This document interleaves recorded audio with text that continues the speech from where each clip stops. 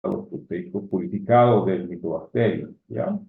Se aplica en la cadena del antebrazo y se hace la lectura entre las 48 y 72 horas, ¿ya? ¿Qué es lo que se debe tener en cuenta? El diámetro transversal máximo del nódulo, no de la mácula, ¿ya? Del nódulo, ¿ya? Ahora, la positividad de la prueba de la tuberculina indica solo infección, ¿ya? Ahora, puede también indicar presencia de anticuerpos, ¿no? Que son producto de la vacuna, ¿estamos? Pero obviamente toda prueba positiva debe obligar a hacer una evaluación completa para descartar la enfermedad. Muy bien, vamos a ver cuáles son estas pruebas, ¿ya? Estas pruebas novedosas que obviamente han tratado de mejorar el diagnóstico, sobre todo hacerlo más temprano y de manera oportuna. Estas pruebas son las de inmunodiagnóstico, ¿ya? Las interferón gamma release 6 IGRA, ¿ya? Estas son, detectan las eh, interferón gamma producida por células T sensibilizadas, ¿ya? Es muy parecida a la sensibilidad que tiene la prueba de la tuberculina, pero son ventajosamente más específicas, ¿ya?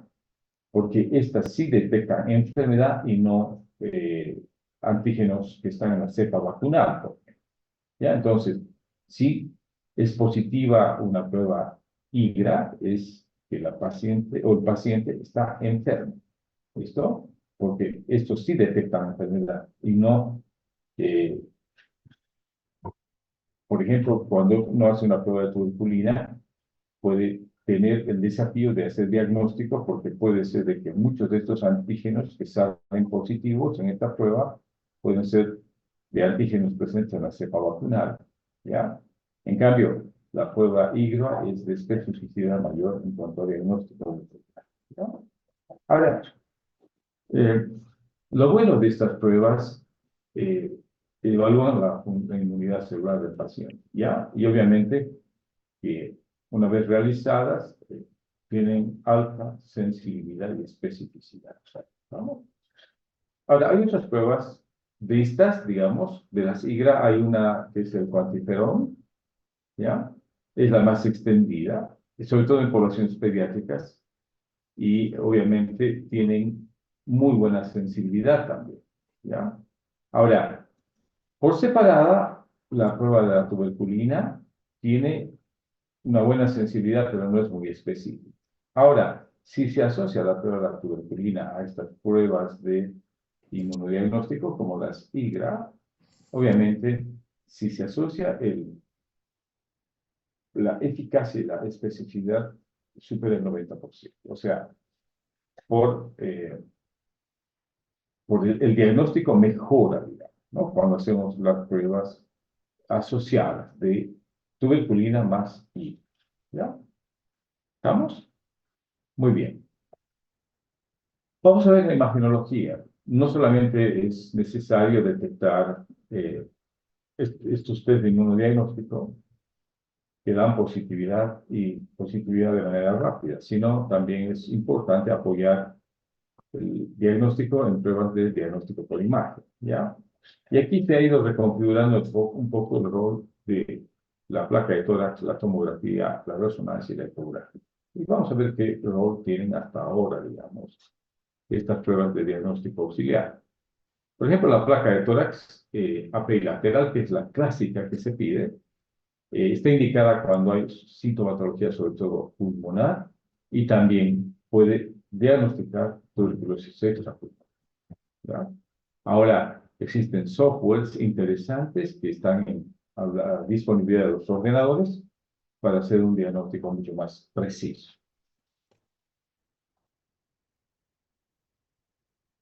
Eh,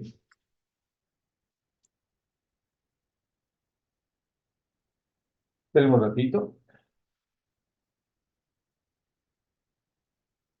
Un diagnóstico más preciso, ¿ya? Entonces, ¿qué rol tiene la tomografía? Es más sensible que los rayos X. Esta es más utilizada en niños, especialmente en aquellos con hallazgos radiológicos a veces dudosos, pero que están sintomáticos, ¿ya? Es muy útil la tomografía computada. Es mucho más sencillo, ¿ya? Sirve sobre todo en poblaciones pediátricas, reiteramos, para hacer confirmación diagnóstica, ¿ya? Otro estudio que es más costoso, pero que también debe utilizarse es la resonancia magnética, ¿ya? Este es un estudio mucho más sensible y permite un diagnóstico precoz, sobre todo en la tuberculosis osteoarticular y en la tuberculosis que afecta al sistema nervioso central, ¿ya? Quizás este es el estudio que habría que solicitar cuando hay sospecha de formas osteoarticulares o de afectación del sistema nervioso central, ¿ya? ¿Por qué estos estudios tienen alto costo, Virgilio? ¿Ya? Sobre todo en nuestro medio cuando se hacen de forma privada. Y esto no se explica, digamos, ¿no? Antes había cierto, como te digo, había un cierto monopolio, digamos, de que los hospitales privados tenían solamente, o algunos médicos asociados tenían este aparato, ¿no? Y no tenían los seguros.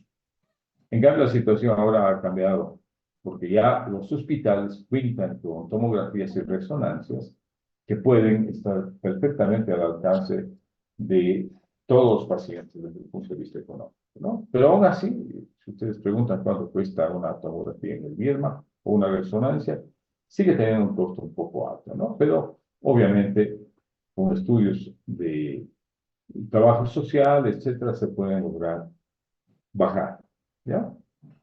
Otra prueba de diagnóstico por imagen es la ecografía, ¿ya? Esta es una prueba que cada vez se utiliza más, sobre todo es una prueba muy práctica que se puede realizar al pie de la cama del enfermo, ¿ya? En el pulmón es muy útil porque permite visualizar, ¿no? Las consolidaciones, las nodulaciones biliares, las cavitaciones, especialmente cuando las lesiones están muy cerca a la parte pleural, ¿ya? O cuando están en contacto con la pleura, ¿ya? El problema es que tiene dificultad en diagnosticar o detectar estas lesiones cuando las lesiones son centrales y lejos de la pleura, ¿ya? El pulmón aireado no permite que la ecografía tenga la posibilidad de capturar este tipo de lesiones. Pero, sin embargo, la ecografía sigue siendo útil, sobre todo cuando hay gente que tiene experiencia y sirve muy bien para la detección de adenopatías en el mediastino y aquellas adenopatías que pueden estar diseminadas, como por ejemplo en el abdomen o en el vaso, digamos, ¿ya? Y también sirven para detectar y diagnosticar el derrame pleural que a veces acompaña a la enfermedad como complicación, ¿ya? Entonces, ese es el rol de la ecografía.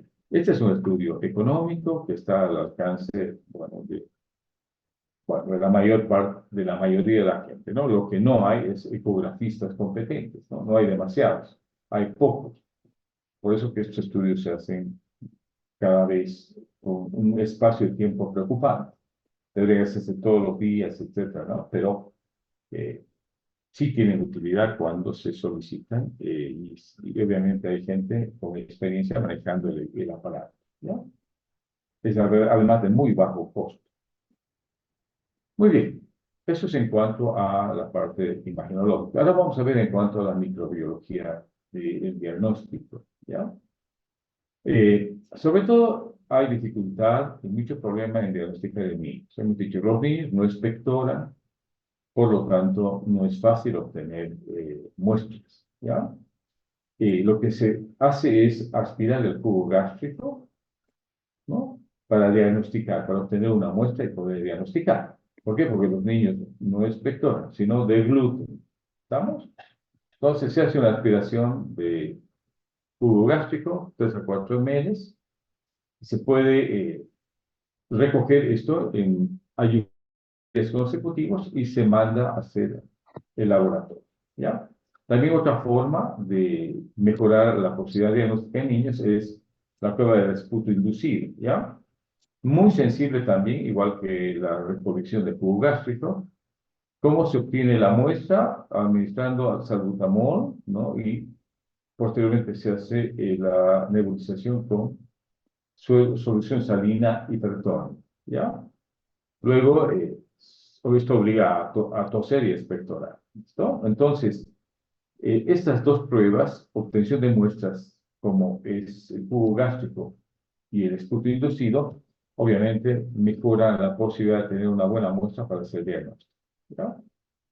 Ahora, ¿cómo obtenemos las muestras en pacientes que tienen tuberculosis diseminada o tuberculosis extrapulmonar? ¿Ya? Mira, si es en el sistema nervioso central, se puede hacer una punción y obtención de líquido cefalorraquídeo, ¿no ves?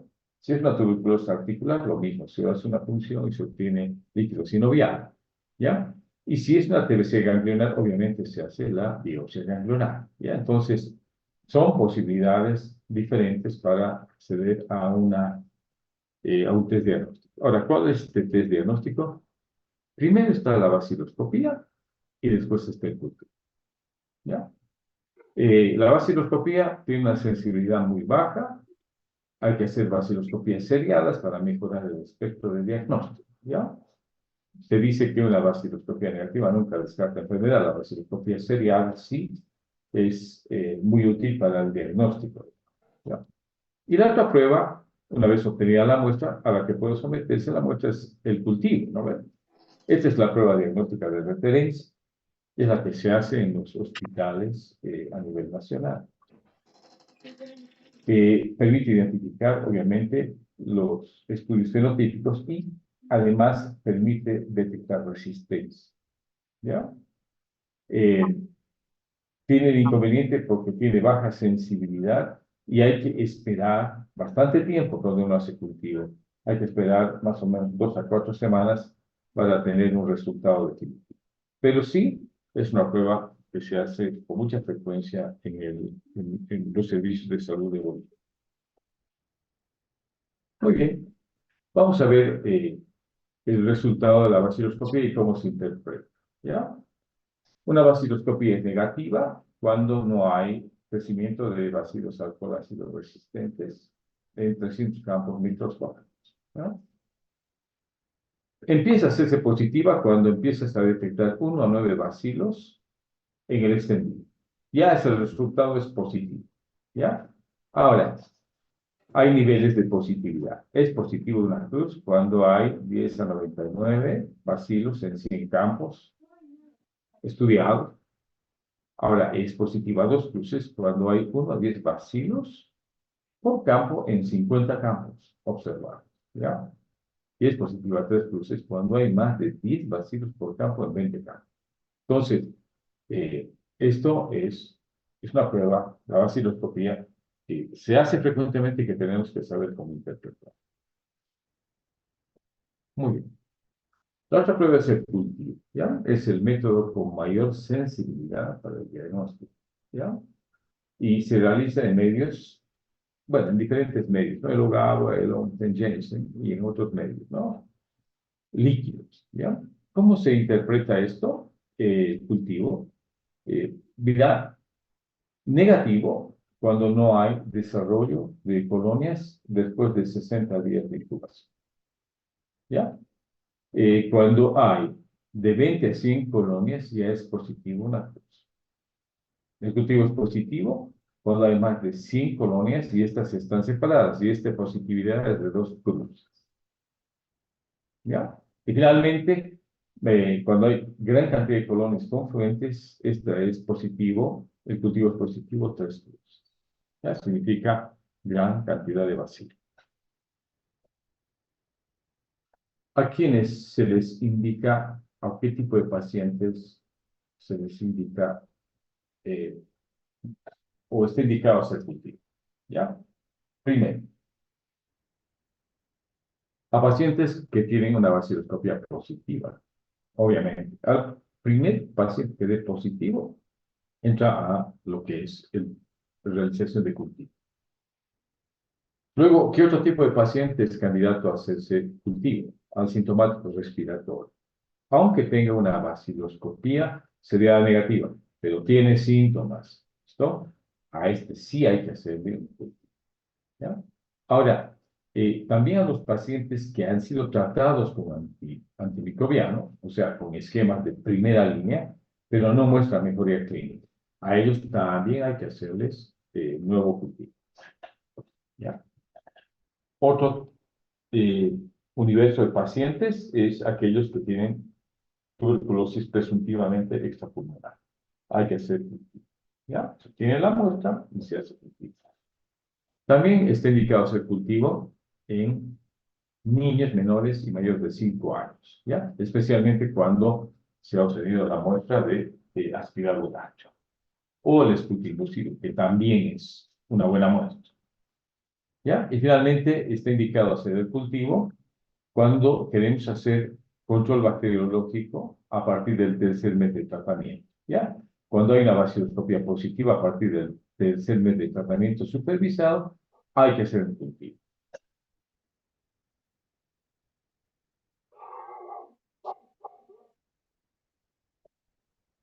Muy bien. Existen otras pruebas que tratan de detectar no solamente la presencia del bacilo, sino la sensibilidad o la resistencia que muestra este. ¿Ya? Y aquí tenemos tres pruebas. La GenExpert, por ejemplo, es una prueba de PCR, reacción en cadena de la polimerasa. Este detecta sensibilidad o resistencia muy rápidamente a la rifampicina. ¿Ya? En menos de 2 horas te detecta la presencia de Mycobacterium tuberculosis y si este es sensible o resistente a la rifampicina. ¿Ya? Existe otra prueba, la Kinetic Wrist, es una prueba llamada de método de las proporciones, ¿ya? Permite determinar sensibilidad y resistencia a todo lo que significa antituberculosos de primera o de segunda línea. Son pruebas costosas, ¿ah? Pero te permiten rápidamente detectar no solamente el agente patógeno, sino te permiten detectar además su sensibilidad o resistencia a fármacos de primera o de segunda línea. ¿Ya? A tener en cuenta. Son pruebas que están, no sé si están disponibles en nuestro país, ¿ah? Pero yo pienso que en el Instituto del Tórax en La Paz creo que hay ya este laboratorio, ¿ya? O sea, está a prueba. Ahora, no sé, en los hospitales de Cochabamba, eso les voy a informar mañana, a partir de mañana voy a investigar si está ya realizándose este tipo de pruebas de diagnóstico y sensibilidad a fármacos de primera y secundaria.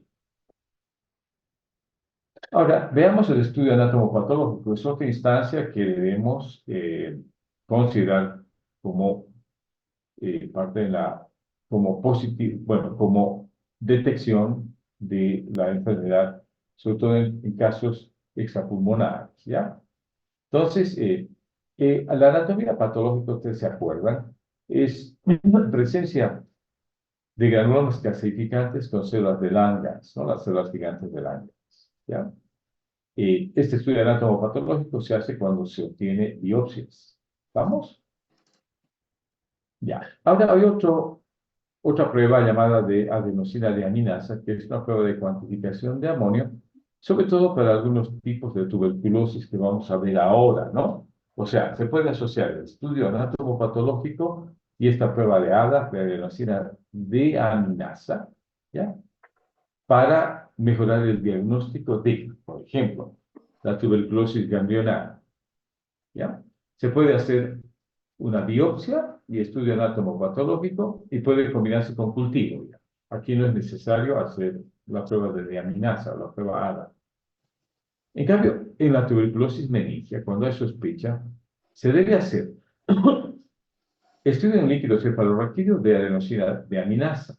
También puede hacerse cultivo, perdón, se puede hacer cultivo para micobacterias en líquido cefalorraquídeo.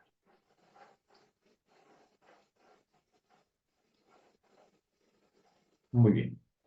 En la tuberculosis pleural lo mismo, ¿no? Se puede Primero, se pide una radiografía de tórax, se puede además una prueba de adenosina de aminasa en el líquido pleural, se hace una biopsia pleural y se hace estudio anatomopatológico. También se puede complementar con cultivo de micobacterias, ¿ya? Esto es para un diagnóstico objetivo. En la TBC peritoneal, lo mismo, se puede hacer adenosina de aminasa en el líquido ascítico, se puede hacer una biopsia peritoneal y se hace estudio histopatológico. También puede acompañarse de cultivo y una ecografía abdominal que ayuda bastante. En la tuberculosis osteoarticular, lo mismo, hay que hacer una radiografía de columna vertebral, se hace la biopsia osteoarticular y se hace estudio anatomopatológico. ¿Ya? Y así, en la tuberculosis pericárdica también, ¿no ve? Y en la TBC renal. En la TBC renal lo que hay que hacer es una ecografía y cultivo de micobacterias en orina. ¿Listo? Eso es en cuanto a la anatomía patológica. ¿Ya? Muy bien, este cuadro lo he traído acá, lo he jalado un poco de atrás hacia adelante, para que ustedes vean que siempre, como tratamiento supervisado, tenemos que tener mucho cuidado cuando hablamos de paciente curado, paciente que ha cumplido un tratamiento, paciente en el que ha fracasado un tratamiento o paciente fallecido por esta enfermedad, ¿ya? Entonces, obviamente, lo que apuntamos nosotros cuando hacemos tratamiento es a un tratamiento exitoso, ¿no? Que es la suma de pacientes curados más los tratamientos completos, ¿ya? Por ejemplo, un paciente curado, ¿no? Es aquel que ha concluido un esquema de tratamiento, ¿estamos? Y que tiene vaciloscopías negativas los 2 últimos meses y cultivo negativo al final del tratamiento, ¿ya? Y ese es un paciente curado, ¿ya? Obviamente, se ha realizado un tratamiento completo. Muy bien. Esto es lo que también hay que subrayar, ¿ya? Que es a qué llamamos tuberculosis drogoresistente. Lo preocupante es que cada vez se reportan más casos de drogoresistencia. Y esto obviamente plantea un desafío mucho mayor al momento de hacer una combinación de antimicrobianos o antimicobacterianos efectivos, ¿ya? Eh, Esta es una clasificación es estándar, ¿ya? Que clasifica en categorías y esto se obtiene a partir de las pruebas de sensibilidad a los medicamentos, ¿no? Hemos visto ya las pruebas que nos permiten hacer esto, ¿ya? Por ejemplo, una tuberculosis es monoresistente cuando se ha obtenido evidencia de resistencia a un solo medicamento, ¿ya? Puede ser un medicamento de primera línea, ¿ya? Podemos hablar de piracinamida, etambutol y NH, ¿no? Isoniazida, etambutol, piracinamida, ¿ya? Es decir, esa es una resistencia a un medicamento de estos que he mencionado. Ahora, se dice que la tuberculosis es poliresistente cuando hay resistencia a más de un fármaco de primera línea. Pero este fármaco no tiene que ser ni isoniazida ni rifampicina a la vez. Puede ser a una de ellas, pero no a las dos. Entonces se dice que es poliresistente. Una tercera categoría es la tuberculosis multidrogoresistente, ¿ya? Que es cuando se obtiene una resistencia a la isoniazida y a la rifampicina simultáneamente, ¿ya? Esta es la que plantea, obviamente, ya más problemas en el manejo terapéutico, porque ya te anula los dos fármacos más importantes calificados como de primera línea, ¿no? La isoniazida y la rifampicina. Ahora, ¿a qué llamamos una categoría llamada extensamente resistente? ¿Ya? Son pacientes multidrogresistentes, ¿no? Que además de ser resistentes a la rifampicina y a la isoniazida, presentan resistencia a cualquier fluoroquinol. O también resistencia a uno de los 3 medicamentos de segunda línea inyectables, ojo, como la capreomicina, kanamicina o amikacina. Ustedes saben, son aminoglucósidos. ¿Ya? Y hay otra categoría que se ha identificado que es cepas resistentes a la rifampicina. ¿Ya? Es decir, cualquier germen o bacilo que sea resistente a la rifampicina. Este es, puede haber monoresistencia o multidrogoresistencia o extensamente resistente, ¿no es cierto? Es decir, no solamente puede haber resistencia a todo lo que señalamos anteriormente, sino además es resistente a la rifampicina. ¿Ya? Ahora vamos a ver cómo se genera esta resistencia en en toda la historia, digamos, de la enfermedad. Hay tipos de resistencia, ¿listo? Una es la llamada resistencia natural, otra es la primaria o inicial, y otra es la adquirida o secundaria, ¿ya? ¿A qué llamamos o qué se llama resistencia natural? Es decir, aquella que se presenta por lo que se llama la mutación genética natural, si ustedes quieren, en un bacilo. Es decir, mm, entre tantas cepas que hay salvajes, digamos, se genera o aparece genéticamente mutación y hay un bacilo. ¿Estamos? Ahora, esta resistencia natural no presenta problemas cuando se hace esquemas de tratamiento a la dosis y en el tiempo correcto. ¿Ya? Ahora, otro tipo de resistencia llamada primaria o inicial sin tratamiento previo. Es decir, es aquella resistencia detectada en un paciente que nunca recibió tratamiento o ha recibido tratamiento por menos de un mes, pero empieza ya a fracasar el éxito terapéutico. ¿Estamos? Entonces, aquí se puede sospechar de esta llamada resistencia primaria o inicial. ¿Ya? Obviamente, el otro tipo de resistencia que nos toca analizar es la resistencia adquirida o secundaria, cuando ya existe un tratamiento previo. ¿Ya? Este es resultado generalmente de monoterapias. ¿Estamos? Hemos dicho que el tratamiento siempre es asociado, controlado, supervisado por largos periodos de tiempo. Pero a veces en la selección de fármacos hay uno solo que es eficaz y el resto no es eficaz. ¿Ya? Eso se llama monoterapia encubierta. Por lo tanto, debemos tener la precaución de que los controles de la evolución clínica sean rigurosos. ¿Ya? Y también, obviamente, lo que nos llama la atención cuando tenemos un paciente en tratamiento es que no hay una evolución clínica favorable. Entonces hay que pensar en que puede estar sucediendo esto, llamada la resistencia secundaria o adquirida a un tratamiento. Esto requiere, obviamente, una nueva evaluación y quizás el cambio a otro esquema de tratamiento, ¿no? A otro esquema terapéutico. Muy bien.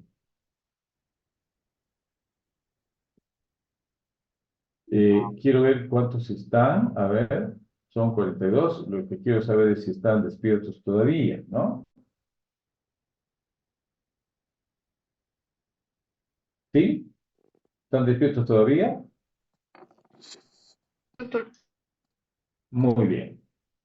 Veamos ahora, seguiré. Ya si hay alguna pregunta, obviamente aquí es cuando hay que preguntarlo, ¿cierto? Antes de seguir avanzando. ¿Por qué hacemos énfasis en los aspectos diagnósticos y epidemiológicos? Porque obviamente esta es una enfermedad que tiene que ser detectada precozmente y el diagnóstico tiene que ser preciso, que te habilite a recibir un tratamiento. Porque si hay duda diagnóstica, no hay tratamiento, ¿no? Yo les digo, esto está certificado. Hay pacientes en las cajas donde hay tuberculosis extrapulmonar, donde se han hecho aquellos procedimientos y no han logrado detectar la presencia del bacilo. Por lo tanto, no se habilita tratamiento, pese a que puede haber, ¿no ve? Una clínica muy sospechosa y puede haber una imagenología que apoye, digamos, pero si no objetivizas tú a partir de cultivos antibiogramas o hacer vaciloscopias seriadas o hacer pruebas de sensibilidad, si no objetivizas, Ahí está el problema, no te habilitan el tratamiento. Bueno, seguimos. Coles, me has hecho asustar. No me ensucies. Voy con la misma ropa mañana. No me ensucies. Me ensucies la... El micrófono, por favor. ¿Hay alguien que tiene el micrófono abierto? Cierra el micrófono. Muy bien. Vamos a ver la clasificación de fármacos. Ahora sí empezamos el tema en la parte farmacológica. ¿Ya? La clasificación de fármacos de primera y de segunda línea. ¿Ya? Vamos a ver qué fármacos están contemplados como fármacos de primera línea. Tenemos 4 fármacos, ¿ya? La isoniazida, la rifampicina, la piracinamida y el etambutol. ¿Ya? Y aquí están los esquemas de dosificación. La isoniazida, 300 miligramos día, rifampicina, 600 miligramos día, la piracinamida, 25 miligramos kilogramo día, y el etambutol entre 15 y 25 miligramos kilogramo día. ¿Ya? Y aquí tenemos los fármacos de segunda línea. Ustedes ven el fármaco listado de los de segunda línea amplio, ¿cierto? Hay muchos fármacos que ustedes ya más o menos los conocen, ¿ya? La micacina, el ácido aminosalicílico, la capreomicina, la ciprofloxacina, la clofazimina, la cicloserina, la etironamida, la levofloxacina, la rifabutina, la rifapentina, la streptomicina, la ninesolida, la moxifloxina, la pretomanida, y todavía se siguen sumando más fármacos, ¿no? Al listado, ¿no? Después vamos a ver al final del capítulo cuáles son las novedades en cuanto a la política farmacológica como esquemas de segunda línea. Muy bien, lo que vamos a tratar de desarrollar ahora es el tratamiento farmacológico de primera línea y vamos a conocer los fármacos, ¿no? Quizás un poquito más con detalle, ¿ya? Tenemos 4 fármacos involucrados, la isoniazida y la rifampicina, que son los 2 más activos, y acompañados de la piracinamida y el etambutol, ¿ya? Si ustedes ven por qué están subrayados, es decir, resaltados con rojo, porque una asociación de isoniazida y rifampicina solamente en un tratamiento por 9 meses es capaz de curar la enfermedad en pacientes sensibles o en pacientes con cepas, infectados con cepas susceptibles o sensibles. ¿Ya? Ahora, cuando se agrega la piracinamida, el tratamiento se acorta a 6 meses. Pero, sin embargo, el tratamiento inicial debe ser tetraasociado, ¿ya? Es decir, incluir al etambutol, ¿ya? Entonces, el tratamiento inicial se debe agregar, además de la isoniazida rifampicina y la piracinamida, además del etambutol. ¿Listo? El tratamiento es hasta concluir el tratamiento, es decir, el primer esquema o fármacos de primera línea. Completar el primer tratamiento, o si es que hubiera, digamos, en la evolución algún contratiempo, hay que establecer la susceptibilidad. ¿Vamos? Pero, en general, los pacientes que debutan con la enfermedad responden muy bien a este esquema de tratamiento. Obviamente, mejor, ¿no es cierto?, si es que hacemos pruebas de susceptibilidad o sensibilidad para administrar también desde un principio este esquema de primera línea. Porque sabemos de que hay infecciones que hasta a veces en poblaciones se ha visto que hay un 10 a 15% de infectados por cepas multidrogo resistentes. Entonces ahí ya tenemos problemas al establecer este tratamiento. Muy bien, vamos a ver fármaco por fármaco quienes están en el esquema de primera línea. Veremos la isoniazida. Este es el fármaco más activo, es el primero en la lista, digamos, de los fármacos de primera línea, es el más activo para el tratamiento de tuberculosis causado por cepas susceptibles, ¿no? El tratamiento de tuberculosis tiene una estructura similar a la piridoxina, ¿ya? Este es un fármaco que tiene una actividad bactericida y la ventaja es que penetra los macrófagos y tiene actividad intracelular también, además de extracelular, ¿ya? ¿Cuál es el mecanismo de acción de esta isoniazida? ¿Ya? Este es un fármaco que inhibe componentes importantes de la pared celular como la síntesis de ácidos micólicos. Estos ácidos micólicos son componentes importantes de la pared celular. Por lo tanto, cuando se inhibe, obviamente hay destrucción de la pared celular y lógicamente es bactericida. ¿Ya? O se evidencia el efecto bactericida. Esta isoniazida se administra como profármaco. En realidad se activa a través de una enzima que es la catalasa peroxidasa micobacteriana y adquiere actividad a través de la acción enzimática. ¿Ya?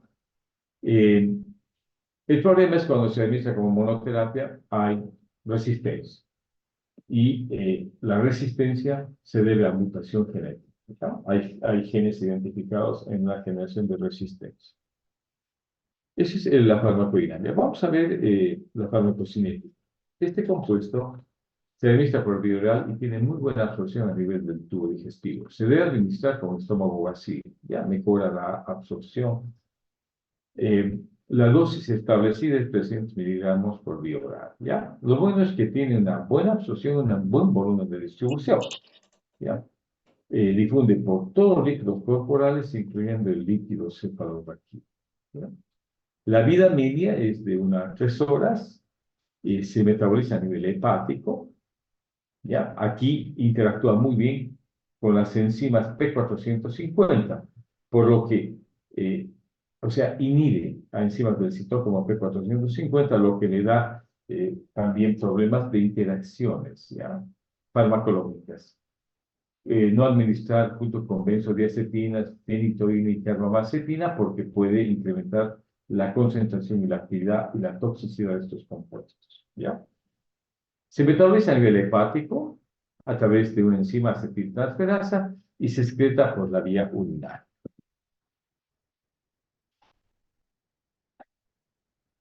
Muy bien. ¿Cuál es el uso clínico de la isoniazida? Ya hemos dicho, es el primer fármaco y obviamente primera línea para la tuberculosis. ¿Ya? También se puede utilizar no solamente en la tuberculosis activa, sino también en la tuberculosis latente. ¿Ya? Una dosis de 300 miligramos diarios o 900 miligramos 2 a 3 veces por semana por 9 meses puede resolver el problema de la tuberculosis latente. ¿Ya? Ahora, se debe administrar paralelamente piridoxina, porque la isoniazida es capaz de producir neuropatía, ¿ya? Porque promueve la expresión de la piridoxina. Por lo tanto, hay que administrar paralelamente piridoxina a esta dosis, ¿ya? 25 a 50 miligramos al día. Y esto, el objetivo es tratar o prevenir la neuropatía que se asocia al uso de la isoniazida. ¿Ya? Ahora, se puede utilizar como agente único en la tuberculosis latente por 9 meses. ¿Ya? La vía puede ser oral o parenteral. Entre las reacciones adversas hay reacciones que están relacionadas con la inmunidad y hay reacciones que tienen que ver con la toxicidad directa. Cuando hablamos de reacciones adversas inmunitarias, vemos que puede haber infecciones en la piel, puede haber fiebre y una enfermedad similar al lupus eritematoso sistémico. ¿Ya? Cuando vemos la toxicidad directa, es neurotóxico y hepatotóxico. ¿Ya?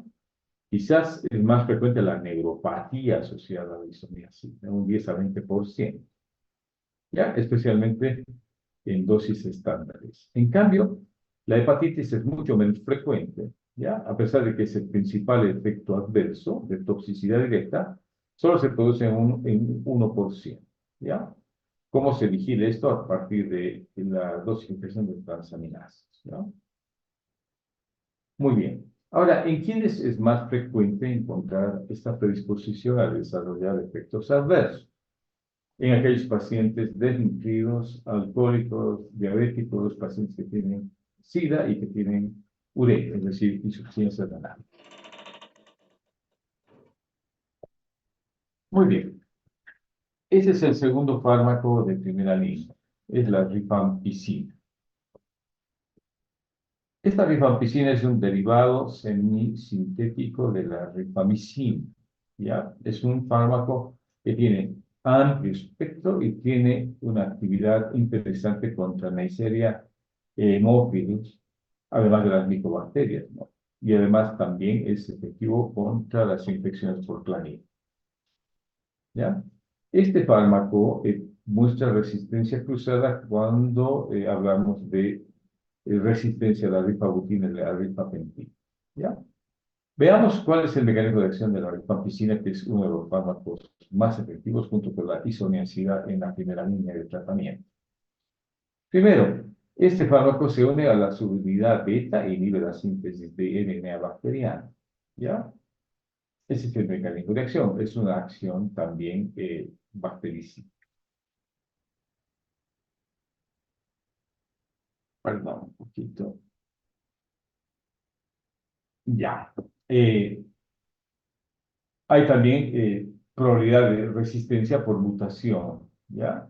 Eh, es bactericida para microorganismos que no se responden a otros fármacos, ¿ya? Es un fármaco que tiene una gran capacidad de penetración en abscesos y cavidades pulmonares. También tiene actividad intracelular porque penetra los fagocitos y actúa también a este nivel, ¿ya? ¿Cómo se administra la rifampicina? Se administra por vía oral. Eh, Tiene muy buena capacidad de difusión, llega al líquido cefalorraquídeo a través de la barrera hematoencefálica, ¿no es cierto? Eh, Otra cosa que su eliminación es predominantemente biliar y la ventaja es que no requiere ajustes de dosificación cuando hay insuficiencia hepática o insuficiencia renal. ¿Cuál es el uso clínico principal de la rifamicina? Perdón, rifampicina. El uso clínico principal es cuando hablamos de infecciones como las micobacterias, como las que estamos viendo, también, pero siempre asociada, nunca como un monoterapia. Es útil en la tuberculosis activa, ¿no? Asociada a la isoniazida, y también se utiliza en infecciones atípicas y lepra, ¿ya? Esta rifampicina, cuando hay el bacilo de Hansen, se utiliza 600 miligramos día o puede utilizarse 2 veces por semana esta dosis durante 6 meses. ¿Ya? También es útil la rifampicina en esquemas de tratamiento de la tuberculosis latente. ¿Ya? Se utiliza por 4 meses como medicamento único. Es quizás en la única situación donde se puede utilizar como monoterapia en la tuberculosis latente durante 4 meses. ¿Ya? También es muy efectiva para erradicar el estado de portador de meningococo, ¿ya? También utilizada por periodos de tiempo menores, pero es capaz de erradicar infecciones por hemófilos y obviamente también en el caso de osteomielitis ocasionada por estafilococo, especialmente el meticilino resistente. También se utiliza en infecciones especiales cuando hay prótesis valvular, como la endocarditis. La rifampicina es un fármaco útil, ¿ya? ¿Cuáles son las reacciones adversas? El principal problema es que tiene de color naranja, es decir, la orina, sudor, lágrimas, ¿ya? Y tiene una toxicidad renal también importante, ¿ya? Y también tiene es un poco tóxico para el hígado porque produce ictericia colestática. O sea, el principal problema es que puede causar hepatitis o puede causar daño renal, como la necrosis tubular aguda. Tener mucho cuidado, hay que monitorizar muy bien cuando se utiliza este fármaco, porque el esquema de tratamiento dura largo tiempo, ¿no?